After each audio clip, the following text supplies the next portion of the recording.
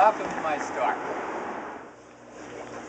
Okay, this is something you don't see here very often, but this guy has ick. Okay, now I would assume that what happened is the feeder goldfish had ick, and when I put them in here to feed the clown knife, they brought ick in and the gold severum caught it. Okay, so this is the first day of the symptoms showing. So if you put the medicine in right away, it's really no problem. Now, you've got to use a little less when you're dealing with scaleless fish, like the clown knife. He doesn't have any scales, so he doesn't tolerate copper as well as the severum, which has scales. So we're going to put in a half a dose, and that's usually good, more tolerated by the clown knife, etc. But if you look at the fish, you can see how he's a little clamped up. If you look at the goldfish there, you can see the dots in the dorsal fin right there in the middle of the screen. So that's what ick looks like.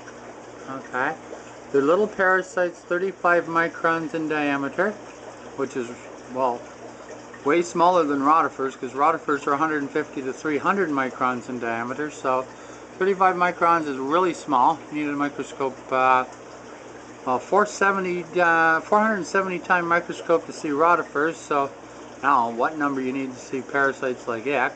But the dot that you're seeing is actually a scab that the fish has produced that covers the parasite. So we're not looking at the parasite, we're looking at the scab on the fish, and that's what we see as the dot. So we're going to put some coppersafe in here, and what's going to happen is no more baby ick, which are called trophons, are going to be able to live, because the copper kills the baby parasites like as soon as they start swimming through the tank.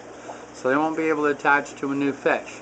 Now if this fish had a lot of parasites on him, we'd give him a saltwater bath where we would have salt water with the same pH as the water he's in. We'd leave him in it for 10-15 minutes.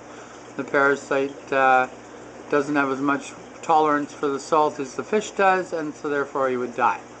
Now you saw that little shiver shake? That's kind of, he's itchy. Parasite makes him a little itchy. Okay, so we're going to treat this, and it'll be gone in a couple of days.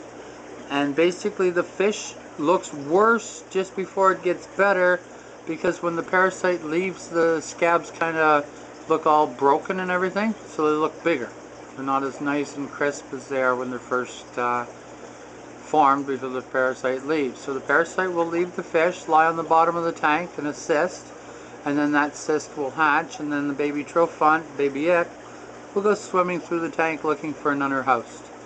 Okay, so now we're going to treat this tank, and as you can see, the hose is connected to this tank, which is the little tiny babies. And if you look near the back there, there's all those little baby convict cichlids.